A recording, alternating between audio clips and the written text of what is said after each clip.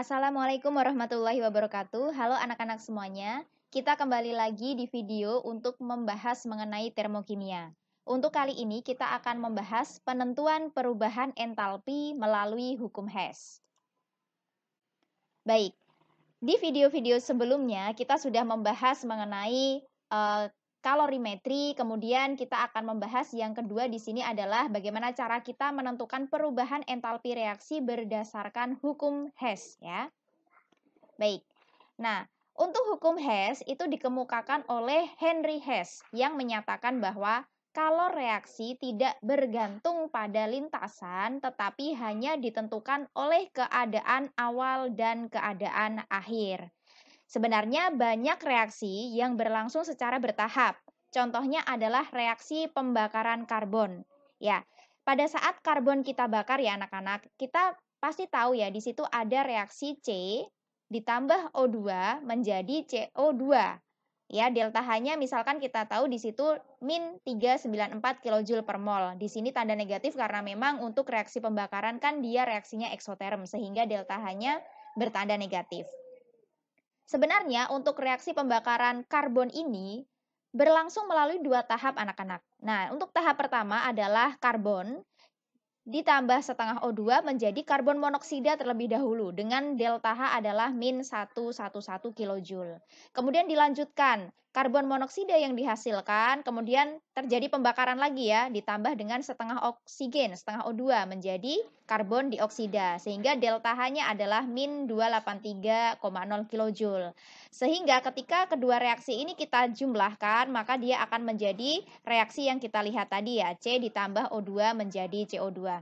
Baik, dari sini kita bisa lihat ya, ketika dia ada sama senyawanya di berbeda ruas, kita bisa coret ya, karena di sini ya kita bisa coret seperti ini. Kemudian untuk ketika ada senyawa yang sama di satu ruas, maka kita bisa tambahkan. Sehingga hasilnya adalah tinggal C, kita turunkan, ditambah setengah ya, berarti ada 1 O2 menjadi CO2. Kemudian untuk delta H-nya kita tambahkan min 111 ditambah min 283,0 sehingga delta H-nya kita dapatkan min 394 kJ per mol. Seperti itu adalah sebenarnya reaksi pembakaran karbon ya. Ada dua tahap reaksi tetapi kita bisa melihatnya sehingga ada tahap awal dan tahap akhir saja yang kita perhatikan. Prosesnya kita tidak perhatikan seperti itu ya anak-anak. Baik, selanjutnya untuk siklus tersebut itu bisa kita gambarkan melalui siklus Hess ya.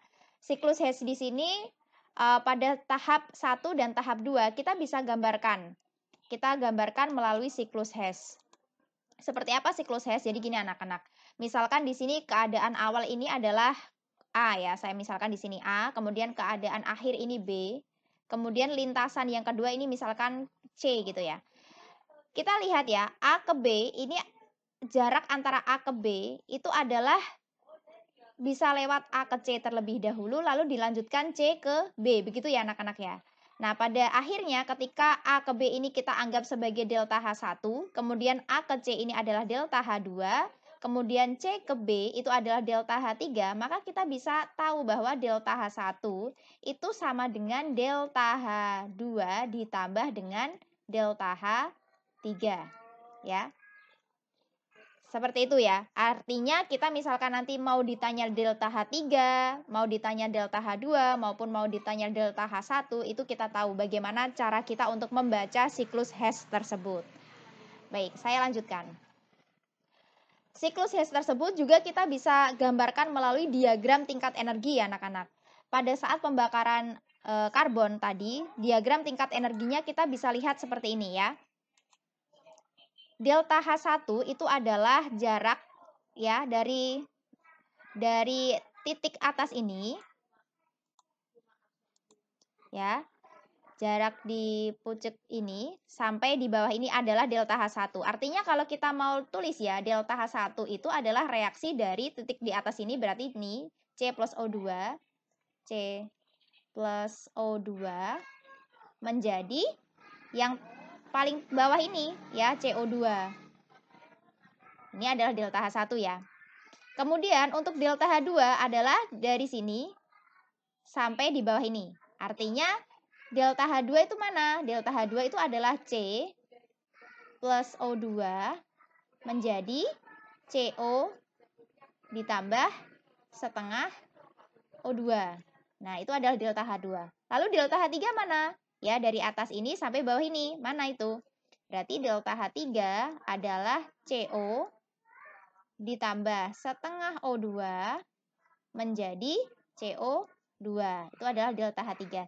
Jadi anak-anak tahu ya bahwa ternyata dari diagram tingkat energi pun kita bisa tahu bahwa delta H1 itu adalah penambahan dari delta H2 ditambah delta H3. Begitu ya. Ya, dari sini kita juga bisa tahu kalau kita perhatikan ini panahnya menuju ke bawah ya, tandanya ke bawah karena memang tanda panah ke bawah adalah ciri khas dari suatu reaksi yang berlangsung secara eksoterm. Panahnya akan bertanda ke bawah. Baik, kita lanjutkan lagi untuk latihan soal. Ini adalah latihan soal apabila kita akan mengerjakan penentuan perubahan entalpi melalui hukum Hess. Baik, di sini ada latihan soal, ada 3 buah reaksi di situ ya. Saya akan tuliskan nomornya. Misalkan ini adalah reaksi 1, kemudian ini reaksi 2, dan ini adalah reaksi 3.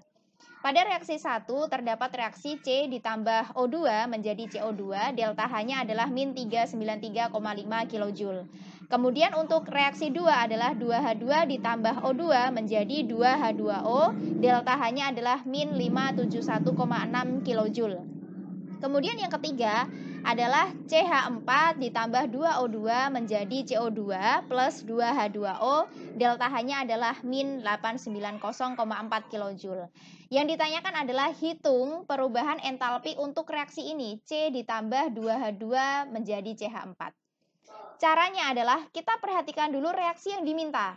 Ya, reaksi yang diminta di sini adalah C ditambah 2H2 menjadi CH4, anak-anak. Kita lihat satu persatu dulu untuk senyawanya. Senyawa C, ini adalah senyawa yang pertama, C. C yang diminta ada di sebelah kiri dan jumlahnya 1. Senyawa C ini kalau kita lihat dari reaksi 1, 2, dan 3, ya ini cenderung ada di reaksi 1 ya. Senyawa C ini kan ada di reaksi 1. Yang diminta ada di sebelah kiri dan jumlahnya 1. Kiri itu kiri apa? Kiri tanda panah maksudnya anak-anak ya. Ada di kiri tanda panah dan jumlahnya 1. Berarti di sini yang disediakan bagaimana?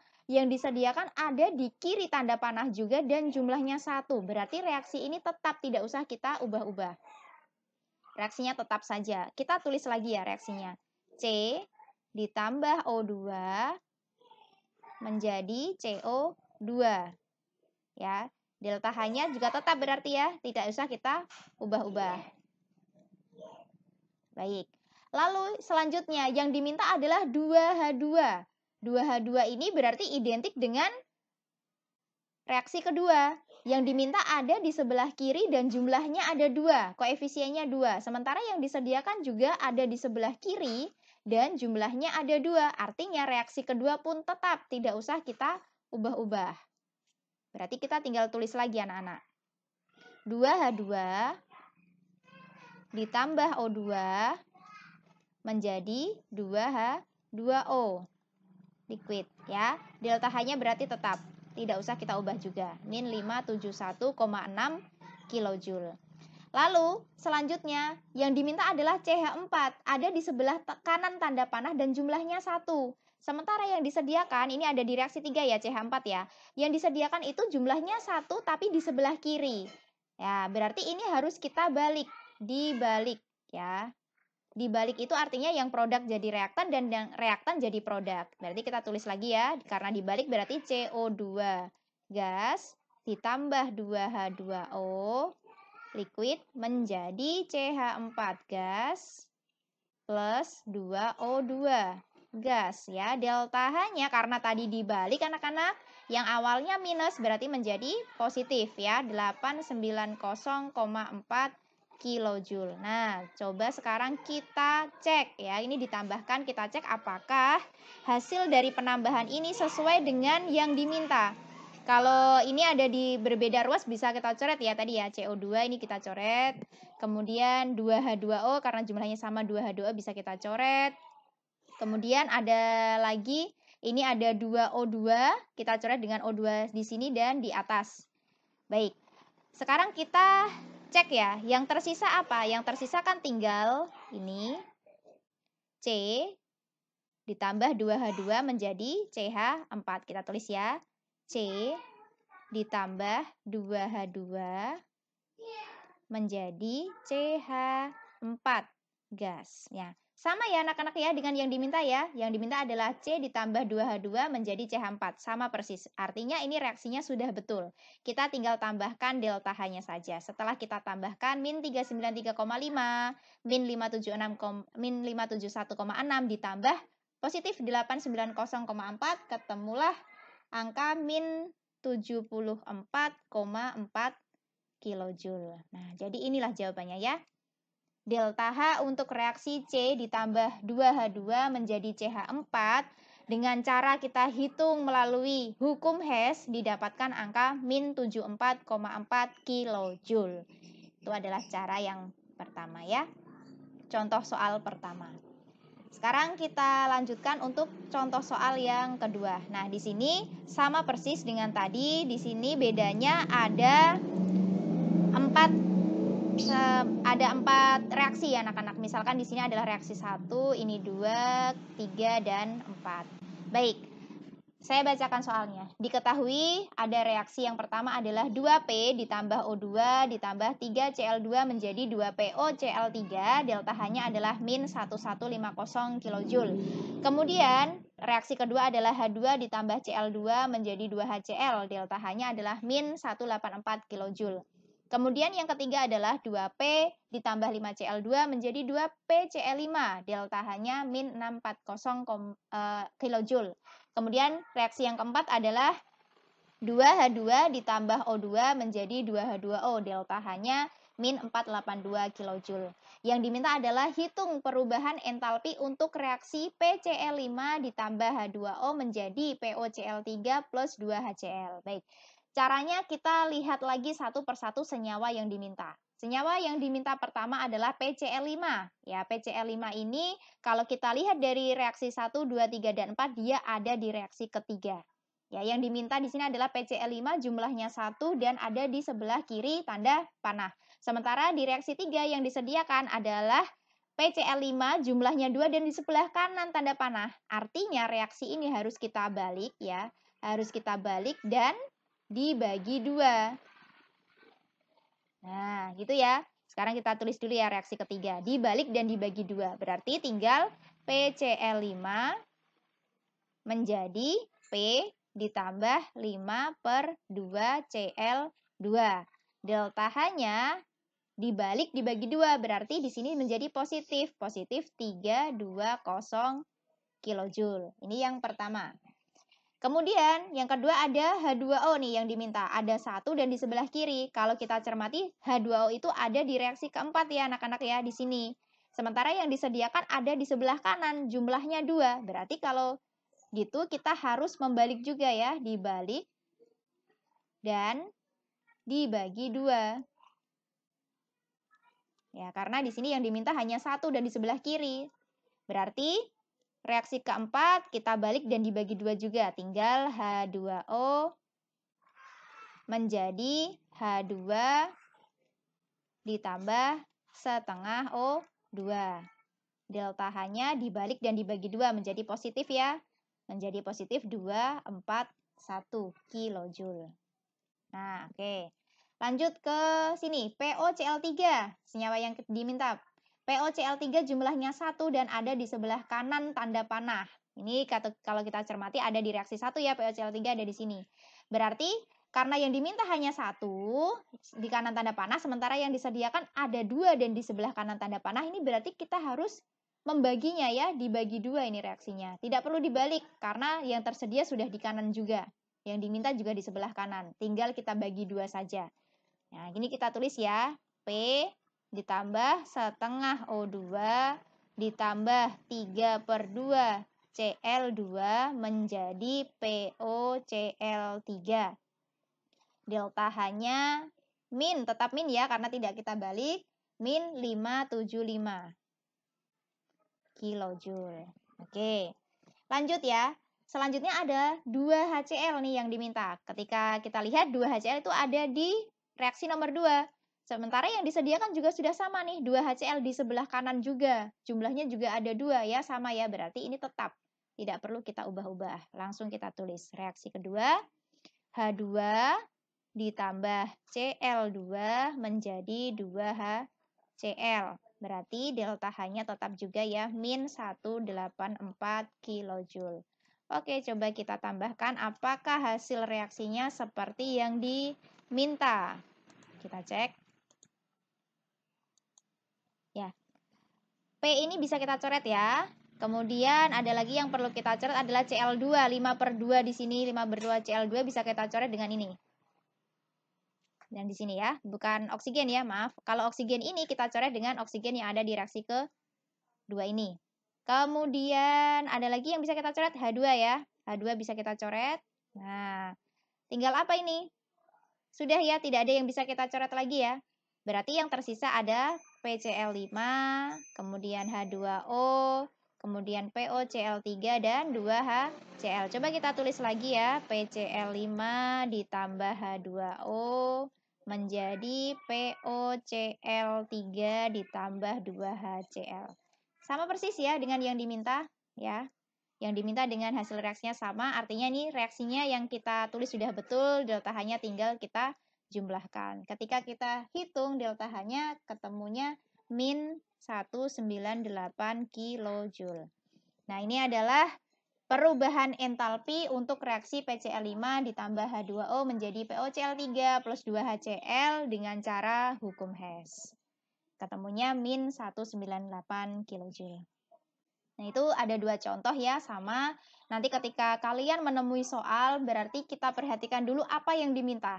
Lalu per senyawa kita lihat tersedia pada reaksi mana yang disediakan, baru kita sesuaikan. Seperti itu ya anak-anak ya.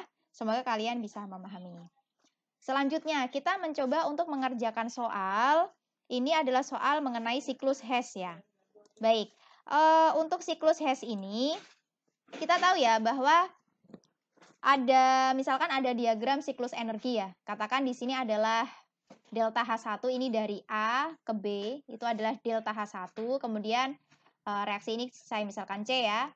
Artinya A ke B ini adalah delta H1, kemudian A ke C ini adalah delta H2, dan C ke B itu adalah delta H3. Kita tahu tadi ya, yang di rumus itu delta H1 adalah delta H2 ditambah delta H3, gitu kan ya. Berarti yang di sini yang ditanyakan adalah delta H1. Delta H0F dari CH4 itu ada di delta H1. Bagaimana ini kita caranya menghitung? Artinya delta H1 kan delta H2. Arahnya betul ya, begini ya, delta H2. Berarti min 965 ditambah delta H3. Lihat ya, delta H3. Tapi panahnya terbalik anak-anak. Harusnya delta H3 ini panahnya begini kan? Ya, dari C ke B, bukan dari B ke C, ini terbalik. Nah, artinya kita harus balik dulu panahnya. Kita balik ke atas. Ketika kita balik panahnya ke atas, artinya tanda negatif di delta H3 ini otomatis juga terbalik. Kita balik. Artinya jadi plus 890 kJ ya. Ini plus 890 kJ. Berarti kalau kita hitung di sini ketemunya adalah min 75 kJ. Ya, itu adalah jawaban dari delta HF CH4. Bagaimana anak-anak? Semoga kalian bisa memahami untuk menghitung perubahan entalpi melalui siklus Hess ataupun hukum Hess. Semoga ini bermanfaat untuk kalian. Terima kasih. Wassalamualaikum warahmatullahi wabarakatuh.